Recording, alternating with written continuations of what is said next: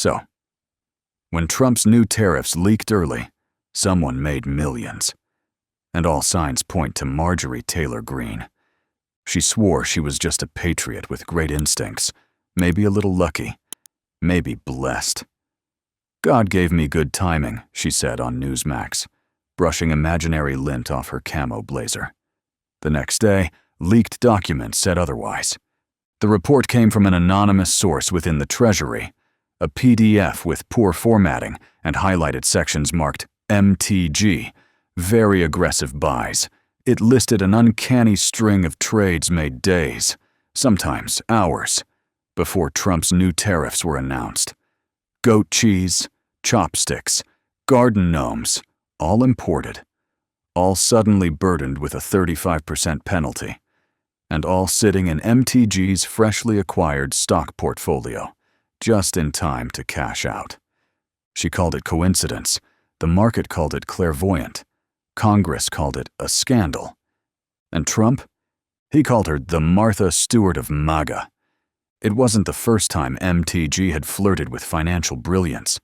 She once bragged about flipping an ATV dealership before the pandemic, because Fauci looked shifty. But this time felt different.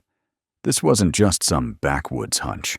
This was targeted, aggressive, and laced with patriotic branding. Her trades weren't subtle. They were a red, white, and blue middle finger to every ethics rule on the books.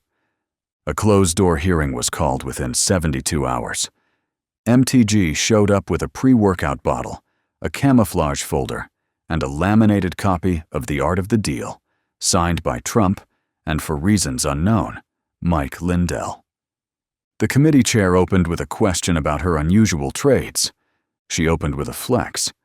"I'm a businesswoman. I support American goods." And I sensed, instinctively, that foreign goat cheese was about to get canceled. There was silence. Someone sneezed. She continued. "Same with chopsticks. I ordered Chinese takeout last week and the packaging made me angry. That's why I bought into American bamboo tech. And garden gnomes? Those things have been too foreign for too long. I felt it in my bones." The trades matched tariff categories almost perfectly. She'd bought into multiple American niche companies producing gnome alternatives, goat cheese farms in Wisconsin, and domestic tableware startups using Pennsylvania birch. Senator Warner asked if she'd had prior knowledge of the tariffs. "I had a dream," she said. "There was a bald eagle and a spreadsheet." The room stared. She shrugged.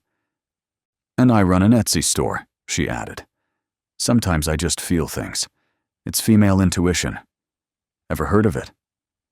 A reporter asked if she thought that was a sufficient legal defense. "I'm not a lawyer," she replied, "but I am very online." What no one expected was how effective that argument would be with the base. Within hours, Patriot Gnome listings flooded Etsy. Her supporters began bidding on custom goat cheese knives with slogans like "Tariff this" and "Build the wall" around my dairy farm. A pro-MTG PAX even launched a new merch line, Chopsticks of Freedom.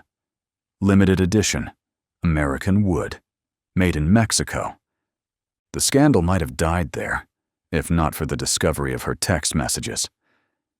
Dozens of screenshots were leaked from a group chat labeled Tariff Tacticians, featuring usernames like MAGA Martha, Goat Queens, and Freedom Economics 69. The messages were casual, cocky, and time-stamped within minutes of internal White House discussions. "Stock up on gnomes, trust me. Elon says chopsticks are next. Ride it. Trump's about to tweet something wild. Watch GoatCo pop." One message simply read, "Trump's in a mood. Tariffs on weird. You know what? Incoming." When asked in a follow-up interview how she explained the messages, MTG grinned. "I don't remember sending those. Might have been AI or a parody account." Pressed again, she pivoted. "Look, if being patriotic and profitable is a crime, then lock me up and throw away the pre-workout." Congress, unsure whether she was joking, actually considered it. The House Ethics Committee launched a formal review. MTG launched a line of "Ethics is for elites" yoga pants. Markets responded instantly. Shares of every company she'd touched or tweeted about either tanked or soared. The phrase MTG bump became an ironic rallying cry on finance forums. One hedge fund even programmed an AI model to follow her trading pattern, calling it Project Green Light. And Trump? He doubled down. "I respect her hustle," he said at a CPAC event. "She's making money the right way, by knowing the future. Some call it insider trading. I call it patriot trading." He paused, soaking in the applause. "She's the Martha Stewart of MAGA," he repeated, "but hotter, and not vegan." The crowd roared. Someone in the front row fainted. Behind the scenes, even Trump's staff was confused. His tariff list had originally included aluminum, electronics, and pharmaceuticals. But somewhere in the editing process, items like imported gnomes, non-American goat cheese, and any chopstick not red, white, or blue made the final cut.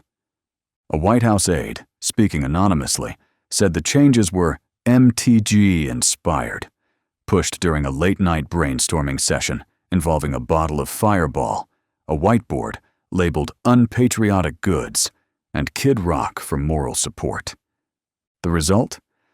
A tariff list that read like a fever dream, heavy on symbolism, light on logic.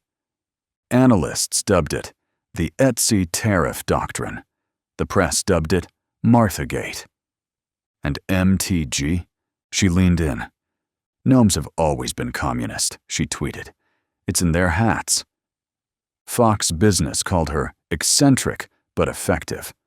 MSNBC called her a financial terrorist. Etsy called her a top-tier seller. As for Trump, he hinted at expanding the tariffs. "We're looking at more. I'm hearing whispers about foreign hammocks, suspicious incense, very sketchy doorbells. Frankly, anything that doesn't feel American." MTG offered to help. "I've got a list," she told Steve Bannon. "It's color-coded and smells like patriotism." In the following weeks, more trades emerged. American hammock companies mysteriously spiked. A company selling patriotic gnome lawn defenders went public, and MTG's net worth quietly ballooned, from a modest $11 million to a suspiciously rounded $88 million. When questioned about the number, she winked. "It's my angel number," she said, and Trump's old Twitter count. By the end of the month, the scandal had taken on a life of its own. Late-night shows parodied her Etsy page. The SEC launched an investigation called Operation Gnome Storm.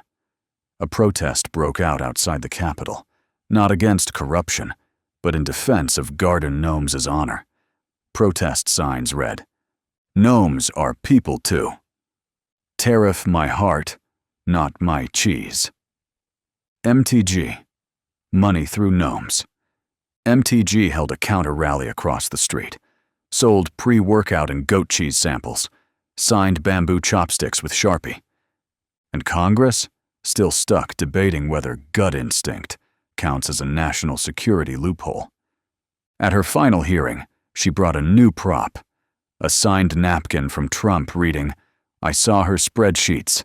They were beautiful. Some of the best I've ever seen." She called it Exhibit A. She was cleared of wrongdoing. This is the irony. And that's the irony. So, disclaimer. This video is a work of satire and fiction. It is intended for entertainment purposes only and should not be interpreted as fact, news, or a representation of real events. Any similarities to actual persons, living or dead, or actual events, is purely coincidental.